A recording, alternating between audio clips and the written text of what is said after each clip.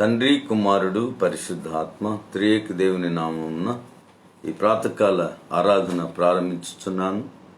దేవుడు మనందరి ఆశీర్వాదముల కొరకు, ఆయన మహిమ కొరకు ఈ కార్యక్రమం అంతటిని ఫలభరితం చేయనుగాక.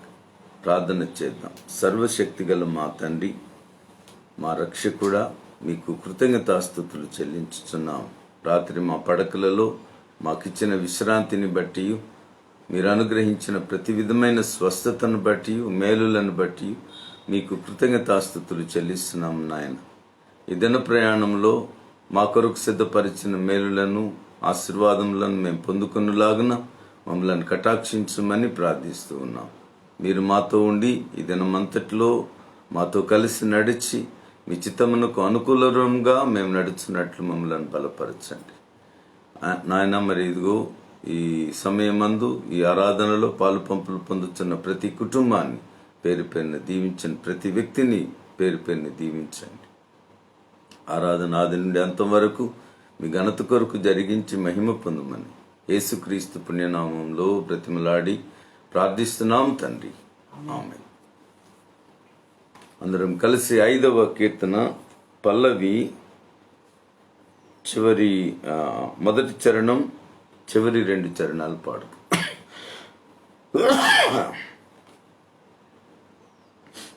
నీతి గల యెహోవా స్తుతి మీ ఆత్మతో నర్పించుడి,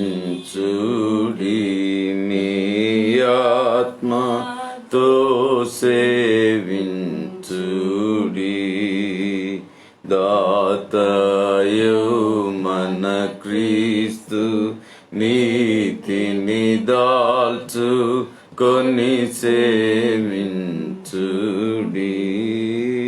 నీతి గల యెహోవా స్తుతి మీ ఆత్మతో నర్పించుడి, మీ ఆత్మతో సేవించుడి. చదలా బుడమియు రవియు జలదియు నదులు గిరులును చక్కగా సదమాలంబగు దైవ నామము సర్వదానుతి చేయను. నీతి గల యెహోవా స్తుతి మీ ఆత్మతో నర్పించుడి, మీ ఆత్మతో సేవించుడి. ఇలను భక్తులు కూడు కొనియా బలము కల్గిన దేవుని వెలయు స్తుతి వేనోళ్ళ తోడను విసుగు చందక చేయుడి. నీతి గల యెహోవా స్తుతి మీ ఆత్మతో అర్పించుడి, మీ ఆత్మతో సేవించుడి. ఆత్మానీవిక మేలు కొన్ని శుద్ధాత్మా యేసుని తండ్రిని త్రిత్వమగునాయక దేవుని హర్షమున సేవింపవే.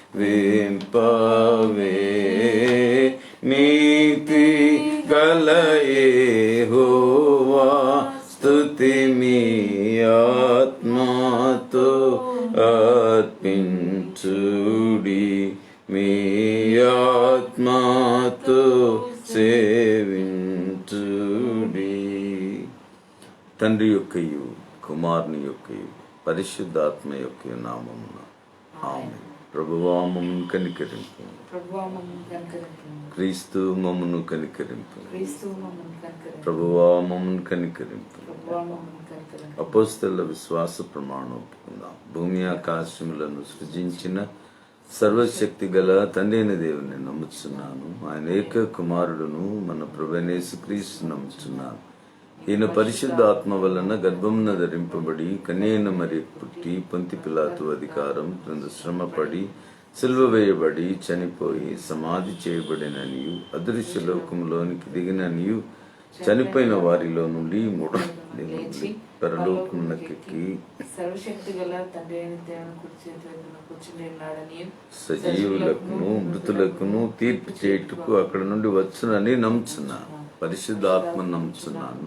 పరిశుద్ధ క్రైస్తవ సంగమగు పరిశుద్ధుల సహవాసమును పాపక్షమాపణయు శరీర పునరుద్ధానమును నిత్య జీవమునున్నవని నమ్ముచున్నాను.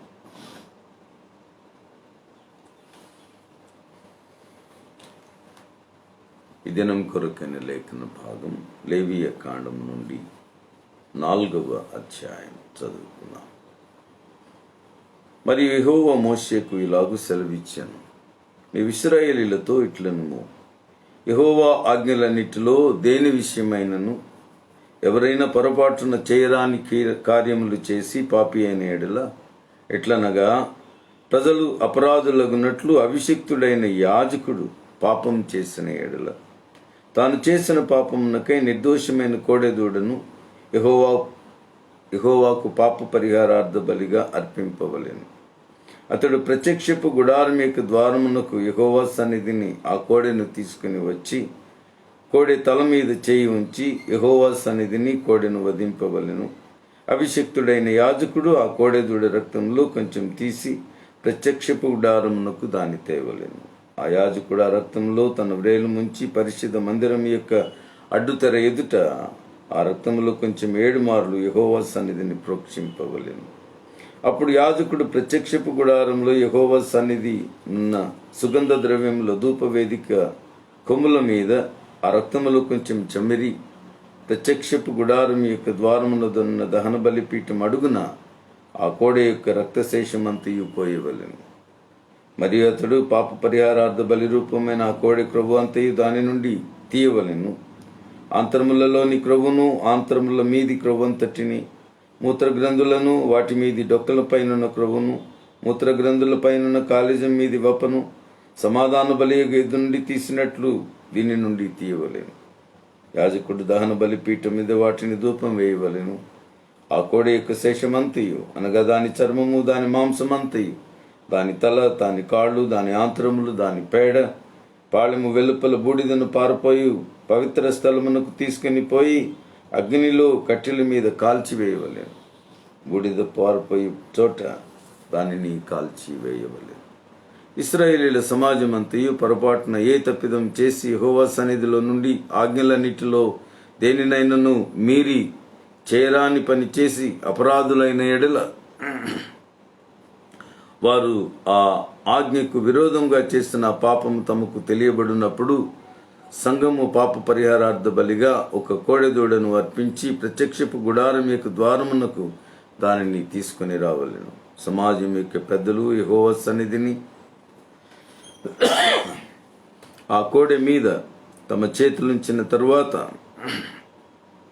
యెహోవా సన్నిధిని ఆ కోడెదూడను వధింపవలెను. అభిషిక్తుడైన యాజకుడు ఆ కోడె యొక్క రక్తంలో కొంచెం ప్రత్యక్షపు గుడారంలోనికి తీసుకొని రావలెను. ఆ యాజకుడు ఆ రక్తంలో తన వ్రేలు ముంచి అడ్డుతెర వైపున యెహోవా సన్నిధిని 7 మార్లు దానిని ప్రోక్షింపవలెను. మరియు అతడు దాన్ని రక్తములో కొంచెం ప్రత్యక్షపు గుడారంలో యెహోవా సన్నిధినున్న బలిపీఠపు కొమ్ముల మీద చమిరి ప్రత్యక్షపు గుడారం యొక్క ద్వారమునదున్న దహన బలిపీఠం అడుగున ఆ రక్తశేషమంతయు పోయవలెను. మరియు అతడు దాని క్రొవ్వు అంతయు తీసి బలిపీఠం మీద దహింపవలెను. అతడు పాప పరిహారార్థ బలియగు కోడెను చేసినట్లు దీనిని చేయవలెను. అట్లే దీన్ని చేయవలెను. యాజకుడు వారి నిమిత్తం ప్రాయశ్చిత్తం చేయగా వారికి క్షమాపణ కలుగును. ఆ కోడెను పాళెం వెలుపలికి మోసుకుని పోయి ఆ మొదటి కోడెను కాల్చినట్లు కాల్చవలెను. ఇది సంఘమునకు పాప పరిహారార్థ బలి.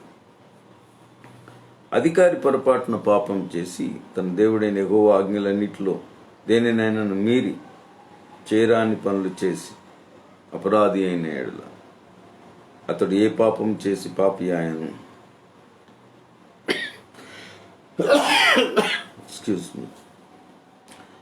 అది తనకు తెలియబడిన ఎడల అతడు నిర్దోషమైన మగ మేకపిల్లను అర్పణంగా తీసుకుని వచ్చి ఆ మేకపిల్ల తల మీద చేయి ఉంచి దహన బలి పశువును వధించు చోట యెహోవా సన్నిధిని దాన్ని వధింపవలెను. ఇది పాప పరిహారార్థ బలి.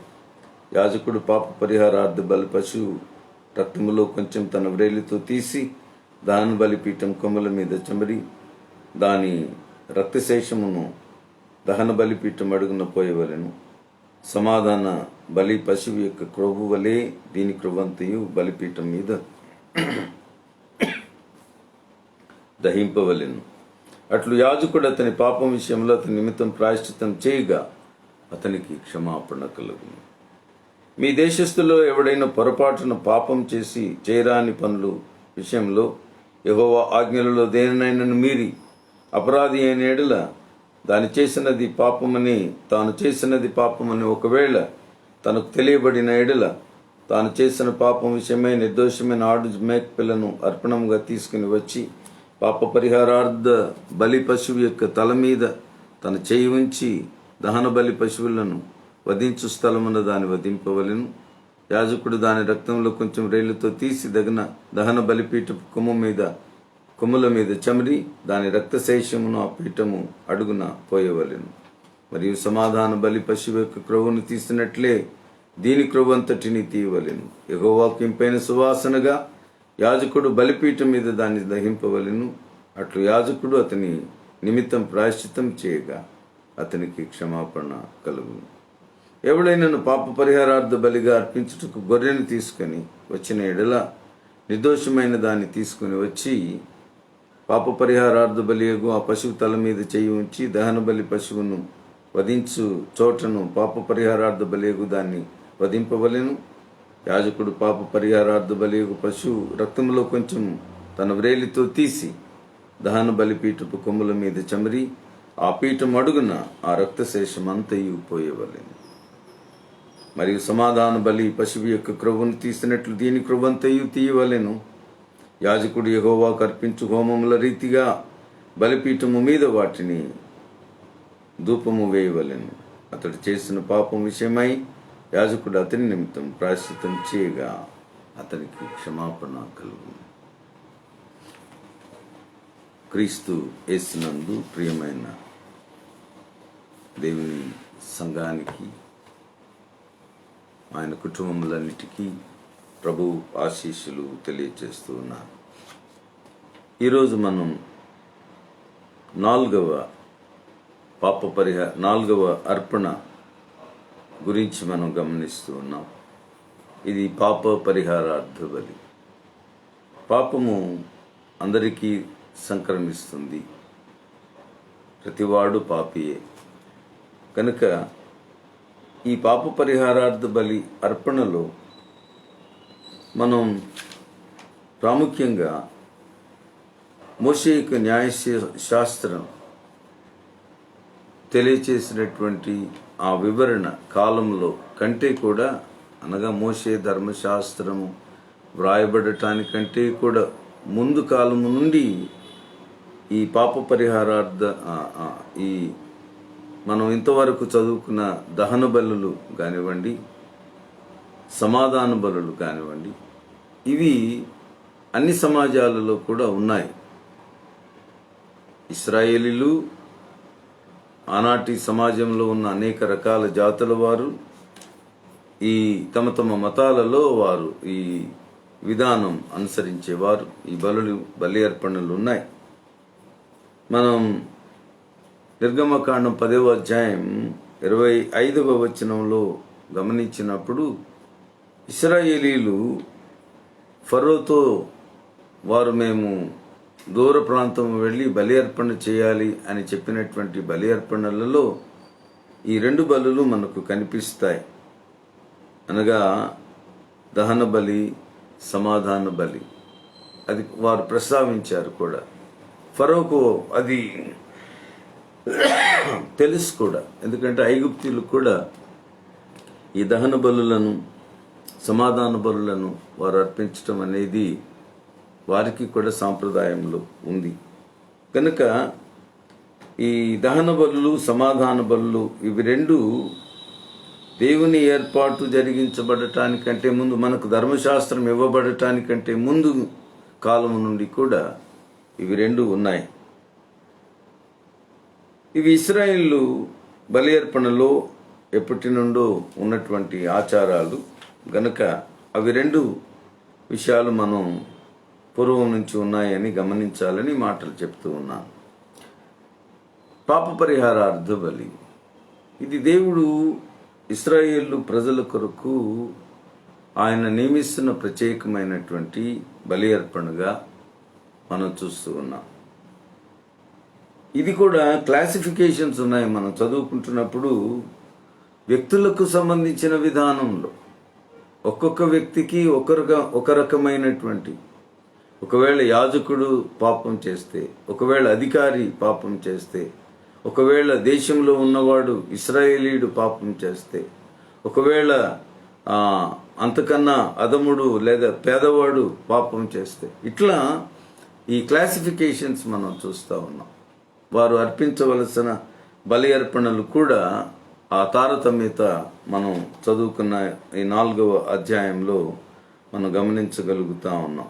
కనుక ఈ పాపము అనేది ఒక డెలిబరేట్ సిన్ పాపం చేస్తే, తాను చేసినటువంటి కార్యము అందరి మధ్య కూడా అతడు ఆ రకమైన పాపం చేస్తే దానికి సంబంధించిన ఆ పాప విమోచన క్రయధనము లేదా బలి అర్పణను మనం చూస్తున్నాం.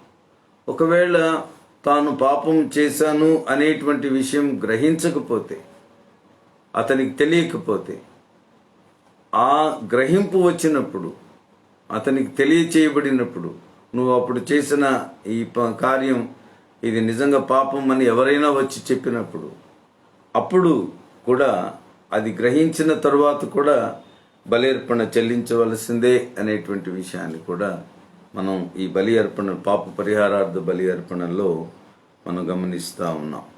కనుక పాపము వలన వచ్చు ప్రమాదములను నుండి మనం తప్పించబడాలి అనంటే, మన అపరాధముల వలన కలిగిన నష్టాన్ని మనం తిరిగి మనం దానిని దేవుని సన్నిధిలో ఆ నష్టమును బట్టి మనం ఈ పాప పరిహారార్థ బలి అర్పణలు చెల్లించవలసినటువంటి ఆ ఏర్పాటు దేవుడు మనకు తెలియజేస్తా ఉన్నాడు. ఇక్కడ మనకు 5 మనుషులను గురించి 5 రకాల స్టేటస్లు మనం చూస్తా ఉన్నాం. కనుక బాధ్యత కలిగిన వాడు చేసినటువంటి అపరాధము, దాని బలి అర్పణ, బాధ్యత తక్కువగా ఉన్నవాని యొక్క బలి అర్పణకు మధ్య కూడా ఈ తారతమ్యతలు మనం గమనిస్తాం. ఇక్కడ కేవలము ఈ అధ్యాయం వరకు మనకు 4 బలి అర్పణలు ప్రస్తావించబడ్డాయి. నేను చెప్పిన 5వ బలి అర్పణ 5వ అధ్యాయంలో మనం చూస్తాం. అది రేపు మనం ధ్యానించుకోవచ్చు. కనుక మొట్టమొదటిది, ఒకవేళ ప్రధాన యాజకుడు పాపం చేస్తే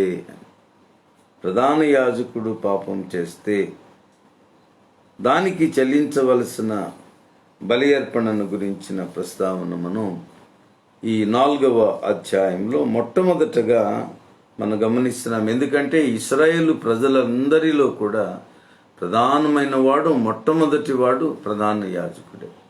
కనుక ప్రధాన యాజకుడు తాను పాపం చేస్తే దానికి చెల్లించవలసినటువంటి బలి అర్పణను గురించి మనం ఈ మాటలలో మనం గమనించినప్పుడు,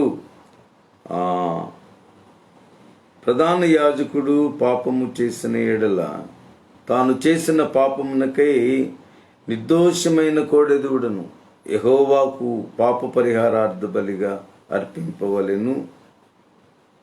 కనుక అతడు ప్రత్యక్షపు గుడారం యొక్క ద్వారమునకు యెహోవా సన్నిధిని ఆ కోడెను తీసుకుని వచ్చి, ఏ బలి అర్పణైనా ఇక్కడ మనం చూస్తున్నాం, వధింపబడవలసిన దానిని ప్రత్యక్ష గుడారం ఎదుటికి తీసుకుని రావలెను. రెండవది, ఆ వధింపబడవలసిన పశువు మీద తన చేతులు ఉంచవలెను. ఆ తరువాత యాజకుడు దాన్ని వధించేటువంటి పని జరిగిస్తాడు. ఆ రక్తము ఒలికించబడుతున్న రక్తాన్ని ఒక పాత్రలో అతడు సమకూర్చుకుంటాడు. దానిని కొంత తీసి తన వ్రేలితో లేదా తన చేతితో మొదట బలిపీఠపు కొమ్ములు ఉన్నాయి కదా, ఆ కొమ్ముల మీద చెమురుతాడు 4 వైపులా కూడా. మిగిలిన రక్తాన్ని బలిపీఠము క్రిందకి దానినంతటిని నేల మీదికి పోసివేస్తాడు. ఆ విధంగా ఆ రక్త ప్రోక్షణ జరుగుతుంది. కనుక ఆ ద్వారమునొద్ద దహన బలిపీఠం అడుగున ఆ కోడె యొక్క రక్తశేషం అంతయు పోయవలెను. మరియు అతడు పాప పరిహారార్థ బలి రూపమైన కోడె క్రొవ్వు అంతయు దాని నుండి తీయవలెను. ఇప్పుడు దాని శరీరము మీదనున్న క్రొవ్వంతా కూడా తొలగిస్తాడు. ఆంతరంలోని క్రొవ్వు, ఆంతరముల మీది క్రొవ్వు, మూత్రగ్రంథులు, వాటి మీది డొక్కల మీదున్న క్రొవ్వు, సమాధాన బలియగు ఎద్దు నుండి కాలేయము మీది క్రొవ్వు, వపను, సమాధాన బలియగు ఎద్దు నుండి తీసినట్టు దీన్ని తీయవలెను. యాజకుడు బలిపీఠము మీద వాటిని ధూపము వేయవలెను. క్రొవ్వంతటిని కూడా శరీరంలో ఉన్న సమస్త భాగాలలో నుండి ఆ క్రొవ్వంతటిని తీసి దానిని బలిపీఠం మీద దహించవలసినటువంటి అవసరత ఉంది. ఆ విధంగా ఆ కోడి యొక్క శేషమంతా మిగిలిన భాగాలన్నీ ఏం చేయాలి? దాని చర్మము, దాని మాంసము, దాని తల, కాళ్ళు, ఆంతరములు, పేడ, పాళెము వెలుపలకు తీసుకుని వెళ్ళాలి. కేవలం క్రొవ్వు మాత్రమే ఇక్కడ బలిపీఠం మీద దహన బలిగా అర్పించబడుతుంది.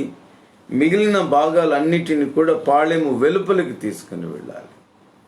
ఆ ఊరి వెలుపలకు లేదా ఆ దేవాలయము ఉన్నటువంటి ప్రాంతం నుండి ఆ పాళెము వెలుపలకు తీసుకుని వెళ్ళి ఆ కొండచర్య ప్రాంతంలో వాటిని అన్నిటిని కూడా ఆ బూడిదను పోయి పవిత్ర స్థలమునకు తీసుకుని పోయి అగ్నిలో కట్టెల మీద ఆ భాగం అంతటిని కూడా కాల్చివేయవలెను.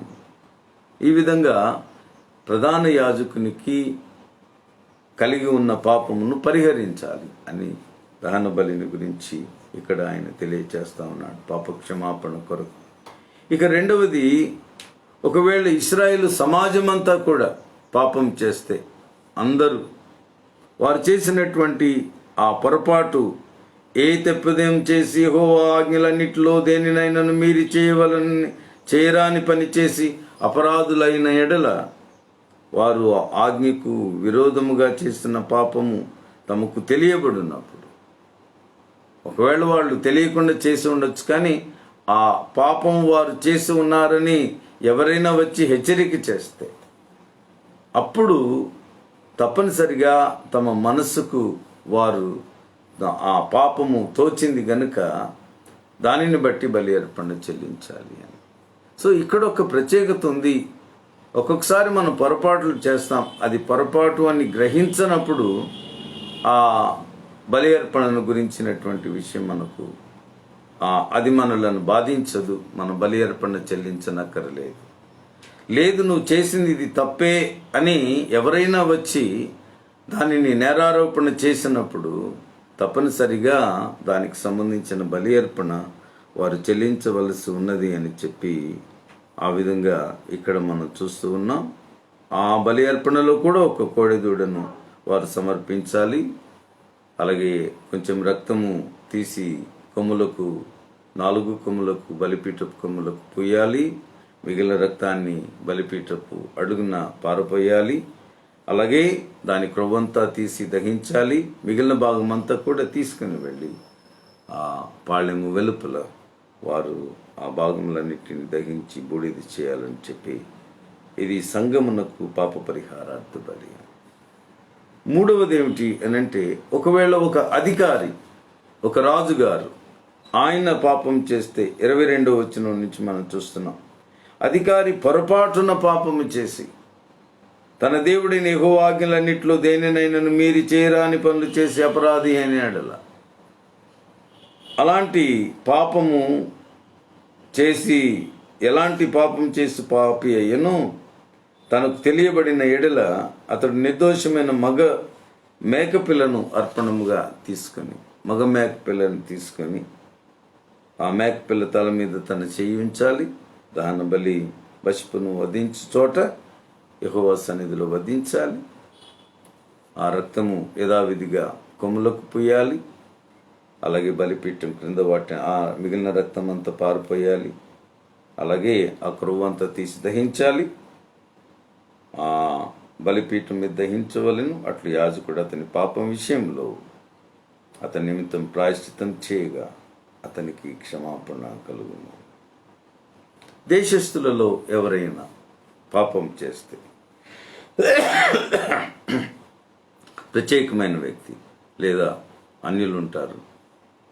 ఎందుకంటే పాపము అనేది దేశానికి అరిష్టం, ఆ చుట్టూ ఉన్న ప్రజలకు, సమాజానికి అరిష్టం. వాడు ఇశ్రాయేలీయుడైనా అన్యుడైనా సరే పాపం చేసినప్పుడు ఆ పాపమునకు పరిహారం చెల్లించవలసిందే. కనుక ఎవరైనా అన్యులు, ఇతరులు, వారి సమాజంలో జీవిస్తున్న వారు పాపం చేస్తే కూడా అతడు నిర్దోషమైన ఆడు మేక పిల్లను ఆ అర్పణగా తీసుకుని వచ్చి పశువు యొక్క తల మీద తన చేయి ఉంచి ఆ విధంగా అతడు ఆ పశువును వధించాలి. యథావిధిగానే ఈ రక్తము కొమ్ముల మీద పోయబడాలి. అలాగే బలిపీఠం క్రింద మిగిలిన రక్తం అంతా పారపోస్తారు. యథావిధిగానే సమాధాన బలి పశువు యొక్క క్రొవ్వును తీసినట్టే దీని క్రొవ్వంతటిని తీయవలెను. యెహోవాకు ఇంపైన సువాసనగా యాజకుడు బలిపీఠం మీద దాన్ని దహింపవలెను. యాజకుడు అతని నిమిత్తం ప్రాయశ్చిత్తం చేయగా అతనికి క్షమాపణ కలుగు.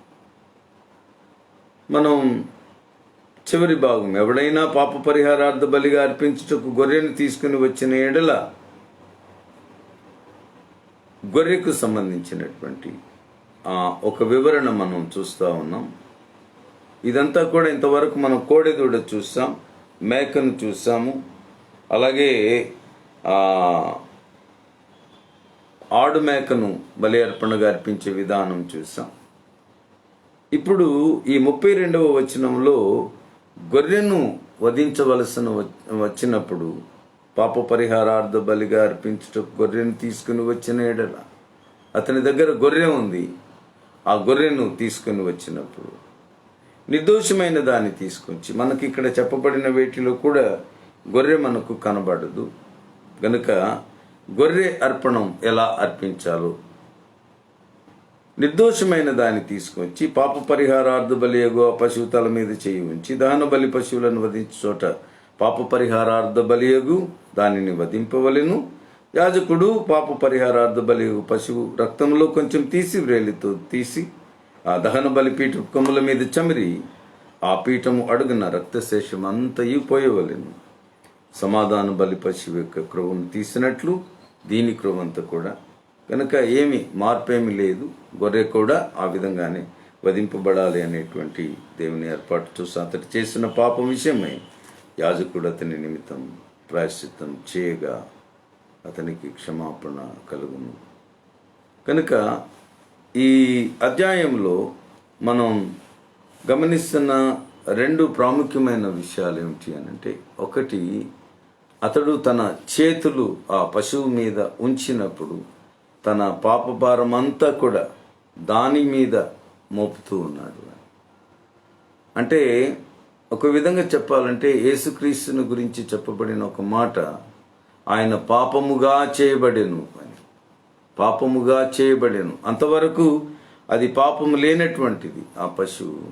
కానీ పాపం చేసిన మనుష్యులు దాని మీద చేతులుంచగా అది పాపముగా చేయబడుతూ ఉంది.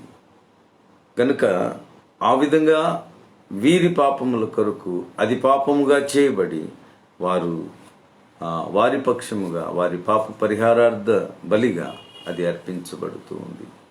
రెండవ విషయానికి వస్తే, క్రీస్తు జీవితంలో ఇది వాస్తవం. మనందరూ ఈ దినాన మనం ఏ రకమైన పాప పరిహారార్థ బలులు అర్పించటం లేదు. కారణం ఏమిటనంటే, ఆయన ఒక్కమారే మనందరి పాపముల కొరకు, అలాగే ప్రపంచ చరిత్ర జరుగుతున్నంత కాలం జన్మించబోయేటువంటి ప్రతి మనిషిని కొరకు ఆయన పాప పరిహారార్థ బలిగా అర్పించబడ్డాడు. గనుక ఎవరైతే ఆయన నా పాపముల కొరకు మరణించాడు అని విశ్వసిస్తారో, అంగీకరిస్తారో, ఎవరైతే వారు ఆయన నామమును బట్టి అయ్యా నీవు మా కొరకు చిందించిన రక్తము మా మీద ప్రోక్షించి మా పాపములను కడుగుమని ఎవరు ప్రార్థన చేస్తారో వారి జీవితాలలో నిశ్చయముగా వారికి పాపక్షమాపణ కలుగుతుంది. గనుక ప్రపంచం అంతటిలో కూడా నేటి బలి అర్పణలు ఆగిపోవడానికి గల కారణం, దేవుడు ఒక్కమారే క్రీస్తునందు ఈ బలి అర్పణ తరతరముల వెనుకలున్న వారికి, ముందున్న వారికి, పుట్టబో వారికి కూడా ఈ బలి అర్పణను ఆయన అర్పించాడు. ఆయన రక్త తర్పణంలో ఎవరు విశ్వాసముంచి తమ పాపములు కడుగబడినట్లు వారు ఆయన నామమున ప్రార్థన చేస్తారు, యేసు నామమున అడుగుతారు, వారి ప్రతి పాపము కూడా తప్పనిసరిగా క్షమించబడుతుంది అని మనం చూస్తూ ఉన్నాం. దేవుడు ఈ వాక్యాన్ని దీవించునుగా. ప్రార్థన చేద్దాం. కృపగలిగిన తండ్రి, ఈ ఉదయకాల సమయం మీరు ఇచ్చిన వాక్యం కొరకు వందనాలు. పాప పరిహారార్థ బలిగా అర్పించబడిన పశువులు తరతరములుగా, ఎన్నో వందల సంవత్సరాలుగా వాటి బలి అర్పణలలో మా పాపములను నీవు తుడిచివేసి ఉన్నావు ప్రభు. నీ సన్నిధిలో సమకూర్చబడిన మా పాపములను నీ సన్నిధిలో నుండి పారవేసి ఉన్నావు ప్రభు. వాటిని మరచిపోయి ఉన్నావు. అయినను మా జీవితాలలో ప్రభువా నీ కృప చొప్పున మాత్రమే ఈ పాపక్షమాపణ మేము పొందదగిన వారముగా ఉన్నాము. మా జీవితాలలో క్రీస్తునందు నేటి ప్రపంచం అనుభవిస్తున్న ఈ పాపక్షమాపణ కొరకు స్తోత్రాలు. ఎవరు క్రీస్తు నామమున తమ పాపములను ఒప్పుకొని వాటిని విడిచిపెట్టుచు నాయనా ఆయన నామమున ప్రార్థిస్తూ ఆయన శ్రేష్టమైన రక్త ప్రోక్షణ తమ మీద ఉంచుమని, తమ పాపములను క్షమించుమని ప్రార్థిస్తారు, వారి పాపములను క్షమించుచున్న దేవుడవయ్యా. అందును బట్టి వందనాలు. ఎన్నో కోట్ల క్రైస్తవ విశ్వాసులు ఈ పాప పరిహారార్థ ఆశీర్వాదాన్ని వారు అనుభవించడానికి కృపదాయ చేసిన స్తోత్ర. ప్రతి బిడ్డ కూడా ఈ రక్త ప్రోక్షణ వారు అనుభవించవలసినదే. ఎవరు క్రీస్తు రక్తంలో ఈ ఆత్మ సంబంధమైన విమోచన వారు సంపాదించుకొనలేని వారుగా తమ జీవితాలలో ఇంకనూ ప్రభువా తాము పాపంలోనే ఉండి, అపవిత్రతలలోనే ఉండి క్రీస్తు రక్త ప్రోక్షణ అనుభవించలేని వారుగా ఉండిపోతున్నారు. వారి జీవితాలలో ప్రభు వారు ఈ సత్యమును ఎరుగునట్లు వారి మనస్సులను క్రీస్తు వైపు మళ్లించమని ప్రార్థన చేస్తున్నాం. వారి కొరకు ఆయన చిందించిన రక్తమును వారు విశ్వసించినట్లు కృపదాయిచ్చేయండి. వారి మీద తమ క్రీస్తు రక్త ప్రోక్షణ కలిగించబడినట్లు వారు దానిని నాయనా నీ కృప ద్వారా పొందుకొనున్నట్లు సహాయం చేయండి. మా పాపపు డాగులన్నిటినీ క్రీస్తునందు కడిగివేయమని, పవిత్రపరచమని, మా మనస్సాక్షిని కూడా శుద్ధీకరించు దేవుడవు నాయన. ఆ విధంగా మమ్మల్ని శుద్ధీకరించమని, ఈ ఆరాధనలో పాలు పంపులు పొందుతున్న ప్రతి బిడ్డను నాయన మీ క్రీస్తు రక్తము చేత కడిగి పవిత్రపరచమని ప్రార్థిస్తున్నాం. ఏదైనా ప్రయాణంలో మీ కాపుదలు ఇవ్వండి నాయన. ప్రార్థించుతున్న వారందరినీ దీవించండి. మా సంఘములను దీవించండి, మా కుటుంబాలను దీవించండి ప్రభు. జన్మదినాలు ఆచరించుకుంటున్న వారిని దీవించండి. దాంపత్య జీవితంలో నూతన సంవత్సరంలో ప్రవేశించిన దంపతులను కటాక్షించండి. అలాగే రానున్న అనేక సంవత్సరాలను మీ మెండైన దీవెనలు వారిపైన కృమరించండి ప్రభు. ఆయన అడుగుకు మరచినవి మాకు ఒకరు కలిగినవి మీ కృప ద్వారా మాకు అనుగ్రహించుతూ మా జీవితకాలం అంతా మీకు లోబడి బ్రతుకున్నట్లు మమ్మల్ని కటాక్షించండి. యేసుక్రీస్తు పుణ్యనామంలో బ్రతిమలాడి ప్రార్థిస్తున్నాం తండ్రి, ఆమేన్. పరలోకమందున మా తండ్రి, నీ నామం పరిశుద్ధపరచబడుగాక, నీ రాజ్యం వచ్చుగాక, నీ చిత్తం పరలోకమందు నెరవేర్చున్నట్లు భూమి మీద నెరవేరునుగాక. మా అనుదిన ఆహారం నేడు మాకు దయచేయము, మేడల అపరాధం చేసిన వారిని క్షమించిన ప్రకారం అపరాధములు క్షమించుము, శోధనలోని ఏకాదశిని మమ్మల్ని తప్పించుము. రాజ్యం, శక్తి, మహిమ నిరంతరం నీవే. మన తనైన దేవుని ప్రేమ, ప్రభువైన యేసుక్రీస్తు కృప, పరిశుద్ధాత్మ దేవుని అన్యోన్య సహవాసం సదా మీకు తోడుగా నుండి ఆశీర్వదించి వర్ధిల్ల చేయను గాక. ఆమేన్.